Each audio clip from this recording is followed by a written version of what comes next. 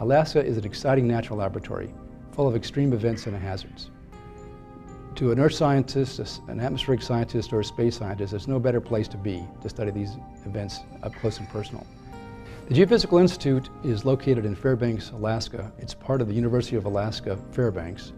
Three important focuses we have at the Geophysical Institute are volcanology, seismology, and space physics.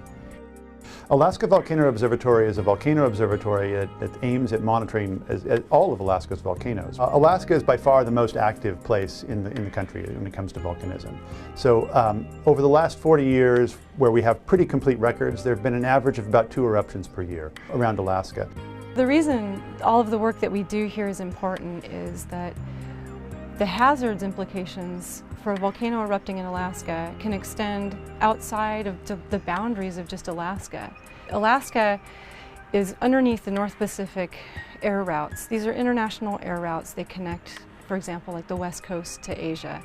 And we've estimated recently there are about 30,000 people flying above Alaskan volcanoes every day.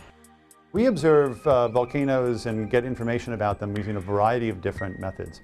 Once you've got observations that tell you that something is happening, then you have to make some kind of prediction about what's going to happen to the future, and that's where things get a little trickier because you have to go beyond what you can directly observe. So you need to have some physical basis for developing models. So for example, ash tracking models use observations of winds and then, for example, put some particles numerically in a numerical model for the atmosphere and watch how they disperse and where do they go.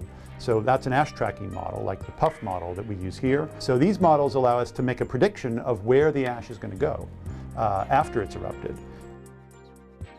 One of our largest groups and one of the first groups here in the Geophysical Institute was our space physics group.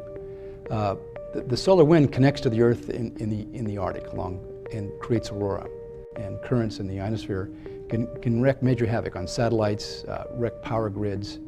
The Geophysical Institute is well positioned to study these events and provide valuable insights for the nation.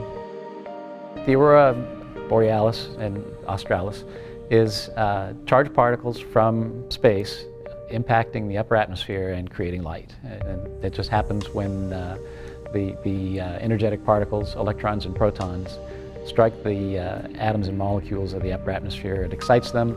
When they get excited, they relax and give off light. And that's the various colors of light tell you what the atomic species are, or molecular species that you're looking at. Society today has become more and more reliant on technology, and that technology is often reliant on satellites or just communication signals that propagate in the atmosphere. And that means that if there is a severe solar disruption, it's going to have a much bigger impact than it ever has in the past. I work at the Alaska Earthquake Information Center, and what we do here in the state is we collect, analyze, and disseminate earthquake information data. Well, Alaska has 25,000 earthquakes a year, and 3 of the top 10 largest earthquakes ever recorded were here in Alaska. So it's a fantastic place to study earthquakes. We run a very sophisticated network of seismic sensors located all across the state. We have about 400 seismic sensors, and each and every one sends data in real time to our lab here. Within seconds of earthquake, sensor can sense it, sends information here, and we can process that information. And within a couple of minutes, we know where the earthquake is and how big that earthquake is. And if it's a significant earthquake with significant magnitude, and if it's undersea, then we know there is a potential for tsunami. One of our primary goals here, in addition to doing research, is to train the next generation of geophysicists, atmospheric scientists, and space physicists. We're living global change. So this is the absolute best location to study all these events and to expose students to global change. And as focus shifts to the Arctic in future years, I think you're going to be hearing a lot more from us here at the Geophysical Institute.